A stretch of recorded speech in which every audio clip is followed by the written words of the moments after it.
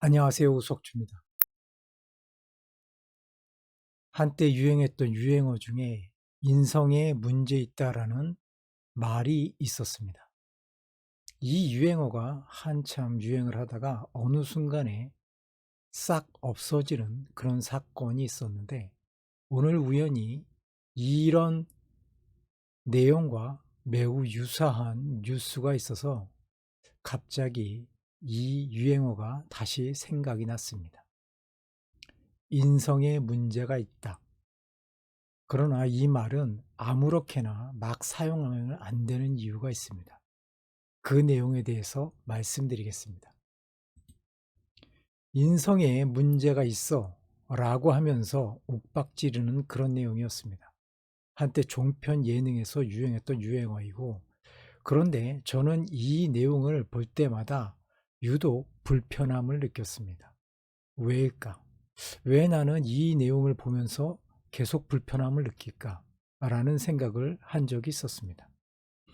혹시 내가 이 인성이라는 단어 때문에 유교 교육에 대한 반감을 가지고 있는 것은 아닌가? 라는 생각과, 또는 다른 이유가 있는 것은 아닌가라는 생각을 하면서, 그러면 과연 인성이라는 거에 대해서 어떻게 나는 알고 있었고, 왜 나는 이 내용에 대해서 반감을 가지고 있었는가 라고 해서 좀 더 깊이 있게 살펴보는 시간을 가졌습니다. 그래서 이 내용을 한번 살펴보면 인성이 무엇인가 라는 부분이 먼저 떠올랐습니다.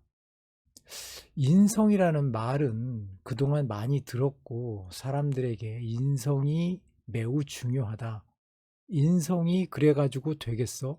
라는 식으로 우리가 굉장히 편하게 이 인성이라는 단어를 사용하고 있지만, 실질적으로 이 인성이라는 거에 대해서 정확하게 논리적으로, 그리고 누구나 다 알 수 있도록 그렇게 쉽게 설명할 수 있는 사람은 그렇게 많지 않을 것이라는 생각이 들었습니다.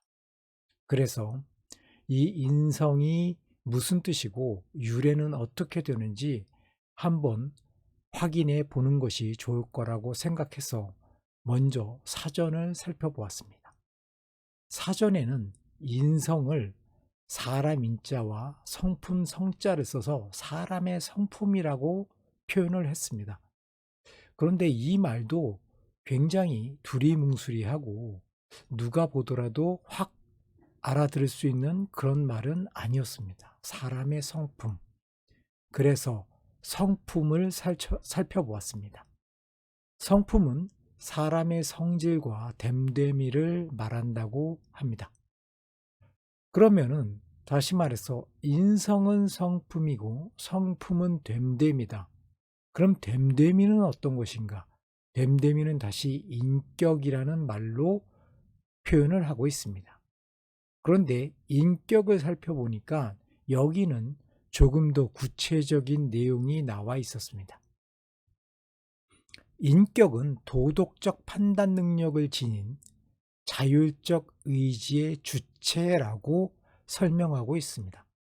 근데 이 말이 굉장히 어렵습니다.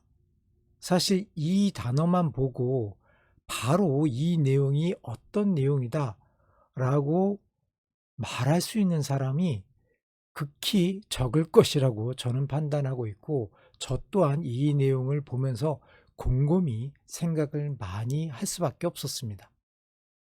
그래서 저의 생각은 이렇게 정리가 될 것 같습니다. 인성에 문제가 있어라는 말은 도덕적 판단 능력을 지닌 자율적 의지의 주체에 문제가 있어와 같은 말이 된다라는 것입니다. 근데 이 말을 풀어놓고 보니 제 자신도 굉장히 어이가 없습니다. 이게 무슨 말인가? 도대체 이게 무슨 뜻인지 도저히 알 수가 없어서 제가 이 내용을 정말로 어렵지만 제 나름대로 풀이를 해보았습니다.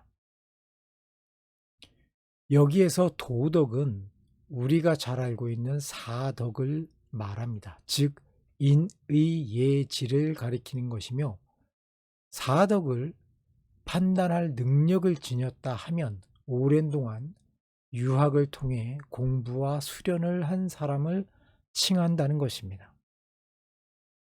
덧붙여서 자율적 의지의 주체라 함은 스스로 의지를 가지고 주체적으로 도덕적인 판단을 내릴 수 있다 할 것입니다. 이렇게 본다면 사실 인성 자체를 가지고 본다면 굉장히 훌륭한 능력자라고 보여집니다. 이 부분이 현대에 와서 그렇게 중요한 덕목이 아니라 그냥 인간적으로 아니면 인격적으로 높은 수양을 쌓은 사람 정도로 치부해 버릴 수도 있지만, 사실 이 정도의 높은 수양을 쌓은 사람이라면 현대에서도 그렇게 흔하지 않고 또한 칭송받아야 마땅하다는 생각도 드는 부분입니다. 그래서 종합적으로 이 내용들을 다 살펴본 바에 의하면은 저는 이렇게 정의 내릴 수 있을 것 같습니다.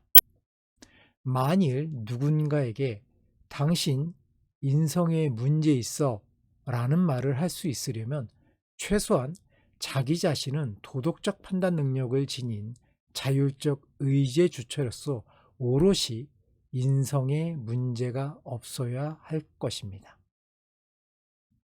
오늘 영상 여기까지입니다. 감사합니다.